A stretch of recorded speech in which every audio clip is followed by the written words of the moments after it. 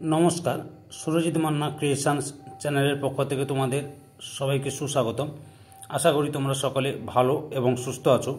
আমি তোমাদের জন্য এই ভিডিওটিতে তুলে ধরছি 2025 সালের ক্লাস 6-এর রায় ও মার্টিন প্রশ্নবিচিত্রা থেকে ফাইনাল পরীক্ষা তথা থার্ড ইউনিট টেস্টের জন্য বাংলার 5 নম্বর প্রশ্নপত্রের সেটটি সম্পূর্ণ সমাধান করছি। তার আগে তোমাদের কাছে অনুরোধ, তোমরা ভিডিওটি না টেনে পুরোটা দেখো। ভিডিওটি কেমন লাগলো কমেন্ট করে জানিও। ভিডিওটিতে লাইক দাও এবং শেয়ার করে চ্যানেলে নতুন হলে চ্যানেলটিকে সাবস্ক্রাইব করে চ্যানেলের সঙ্গে যুক্ত হয়ে যাও। আলোচনা শুরু করছি। 39 নম্বর পেজের 5 নম্বর model school Cooch Behar Rambhola high school, এই স্কুলের প্রশ্নপত্রের সেটটি লক্ষ্য করো। একের দাগে সঠিক বিকল্পটি বেছে নিয়ে পূর্ণ বাক্যে উত্তর দাও। 1.1 যতীন দাস বিএ ক্লাসে ভর্তি হয়েছিলেন। অপশান খতে বঙ্গবাসী কলেজে। 1.2 দে সরকারের রচনার বই থেকে রচনা হুবহু কে টুকে নিয়েছিল। অপশান গয়ে প্রফুল্ল। 1.3 এক ওভার কি 2 ওভারেই রূপরি সংঘ রানটা তুলে নেবে। কত রান? অপশান কয়ে 14 রান। 1.4 মোক্ষদ্বার মুক্ত করতে কার উদয় হয়েছিল? অপশান গয়ে গৌতম বুদ্ধ। 1.5 মোর মুখপানে চায় ড্যাশ শূন্যস্থানে বসবে। অপশান গয়ে করুণ নয়নে। 1.6 কিশোর বিজ্ঞানী কবিতায় কিশোর বিজ্ঞানীকে?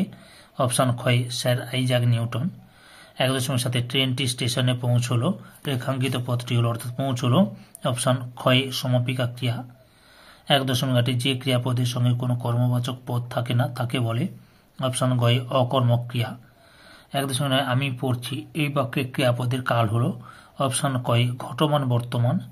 1.10 অর্থগত দিক থেকে বাক্য প্রধানত কয় প্রকার? অপশান গয়ে 5 প্রকার। 1.11 সবার আমি ছাত্র এই বাক্যটি? অপশান গয়ে কর্তা যুক্ত ক্রিয়াহীন সরল বাক্য। 2 দাগে নিচের প্রশ্নগুলি পূর্ণ বাক্যে উত্তর দাও। 2.1 যতীন্দ্রনাথ দাসের পিতার নাম কি? বঙ্কিম বিহারী দাস। 2.2 কে ক্লাসের প্রত্যেকের কাছ থেকে রচনার খাতা সংগ্রহ করেছিল? হরিপদ। 2.3 পকেট থেকে ক্রিকেট আইনের বই কে বের করেছিল? ননীদা। 2.4 লালা রাজপত রায়ের মৃত্যুর প্রতিশোধ নিতে ভগৎ সিং কাকে হত্যা করেছিলেন? পাঞ্জাবের পুলিশ প্রধান মিস্টার স্কটের সহকারী মিস্টার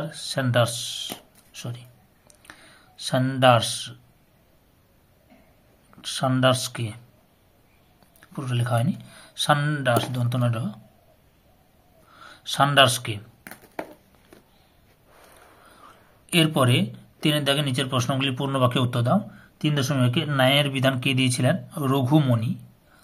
3.2 এক ভারতের ঠাঁই কাদের? হিন্দু মুসলমান 2 সহোদর ভাইয়ের। হিন্দু মুসলমান 2 সহোদর ভাইয়ের। 3.3 কুড়িয়ে তোলা ঝিনুকগুলি কেমন? লক্ষ্য করো উত্তরটি। নানান রঙের নকশা আঁকা। নানান রঙের নকশা আঁকা। 3.4 ধরাতল কবিতায় কবি গ্রামগুলি সম্পর্কে কোন বিশেষণ প্রয়োগ করেছেন? ছায়াময়। 4 দাগে নিচের প্রশ্নগুলির পূর্ণ বাক্যে উত্তর দাও। 4.1 হিজি বীজ বীজ কি শুনে বিষম খেয়েছিল? উত্তরটি লক্ষ্য করো।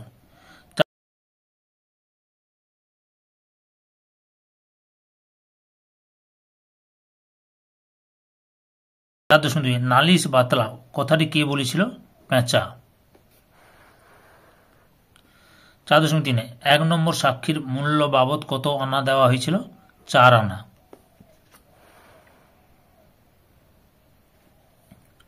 5 দাগে নির্দেশানুসারে নিচের প্রশ্নগুলি উত্তর দাও।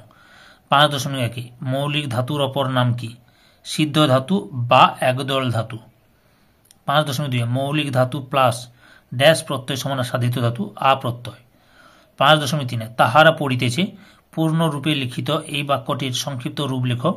তারা পড়ছে। 5.4 যৌগিক ক্রিয়া কাকে বলে? উত্তরটি দেখো। একটি অসমাপিকা ও একটি সমাপিকা ক্রিয়াপদ জুড়ে এই ক্রিয়াপদ তৈরি হয়। একাধিক ক্রিয়া জুড়ে তৈরি হয় বলে এর নাম যৌগিক ক্রিয়া। 5.5 সরল বাক্যে একটি সমাপিকা ক্রিয়া থাকে।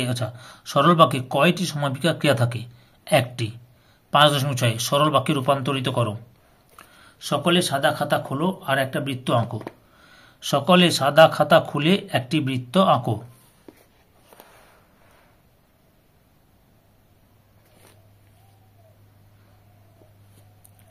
6 দেখ সংক্ষেপে নিচের যে কোনো দুটি প্রশ্নের উত্তর দাও। 6.1 কোন ঘটনায় কিশোর বিপ্লবী হিসেবে যতীন্দ্রনাথ দাসের সর্বনাম সর্বত্র ছড়িয়ে পড়ে? উত্তরটি লক্ষ্য করো। 6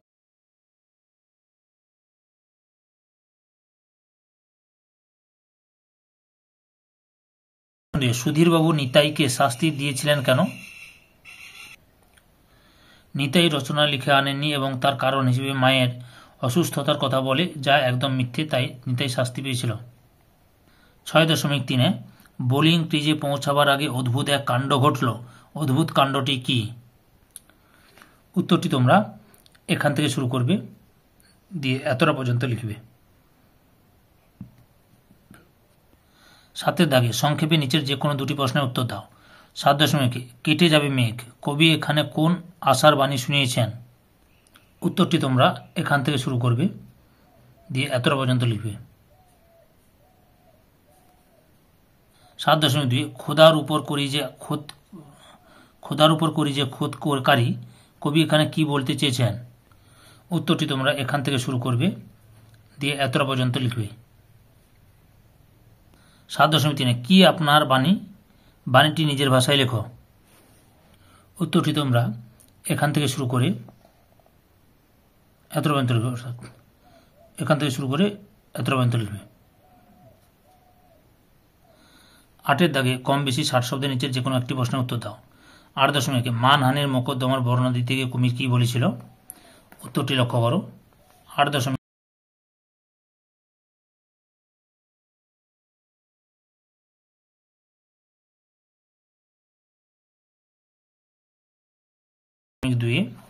তাই সে কোনো আপত্তি করল না। সে কে, কোন বিষয়ে কোনো আপত্তি করল না?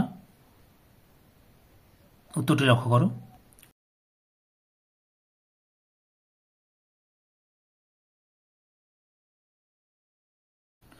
9 দাগে কম বেশি 150 শব্দের নিচের যে কোনো দুটি প্রশ্নের উত্তর দাও। 9.1 লাহোর সেন্ট্রাল জেলে যতীন্দ্রনাথ দাসের জীবনের শেষ 63 দিনের বর্ণনা দাও। এখান থেকে শুরু করবে, পরপর দেখে নাও।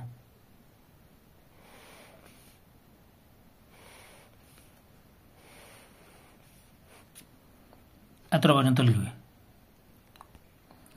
9.2 তার 20 বছরের মাস্টারি জীবনে এ সমস্যা একেবারে অভিনব। তার বলতে কার কথা বোঝানো হয়েছে? মাস্টার মশাই সুধীরবাবু। অভিনব সমস্যাটি কি? এই যে এখান থেকে লেখা শুরু করো, প্রফুল্ল থেকে এখান থেকে লেখা শুরু করো।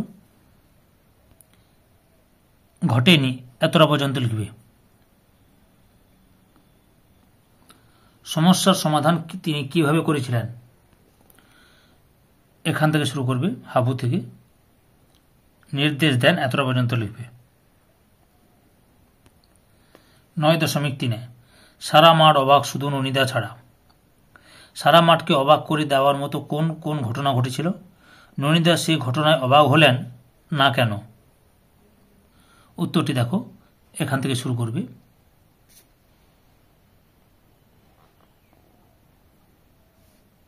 এতটা পর্যন্ত লিখবে।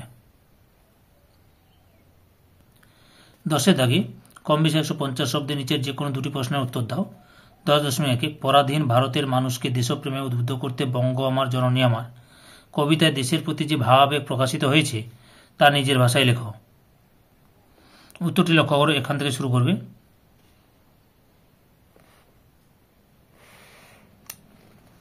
এতটা পর্যন্ত লিখবে। 10.2 ধরাতল কবিতায় কবির যে মনোভাব ব্যক্ত হয়েছে তা নিজের ভাষায় লেখো। এখান থেকে শুরু করবে।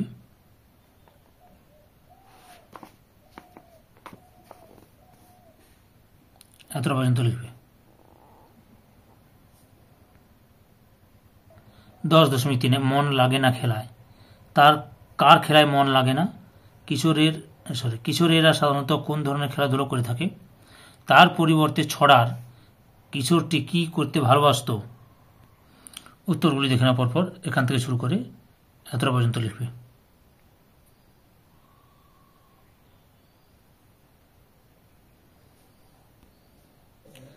11 দাগে কম বেশি 150 শব্দের নিচের যে কোনো একটি প্রশ্নের উত্তর দাও। 11.1 ওই একটি মাত্র পদ সে একবার গাইল, দুবার গাইল। কে গেয়েছিল? ন্যাড়া। গানের পথটি কি? সে কিভাবে শ্রোতাদের গান শুনতে বাধ্য করেছিল তার বর্ণনা দাও। উত্তরটি লক্ষ্য করো।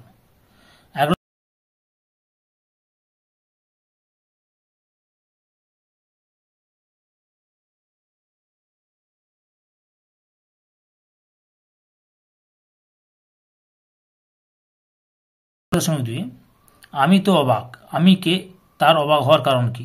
আমি কে? না কথক সুকুমার রায়। আমি কে হচ্ছে কথক সুকুমার রায়। তার অবাক হওয়ার কারণ কি? উত্তরটি লক্ষ্য করো।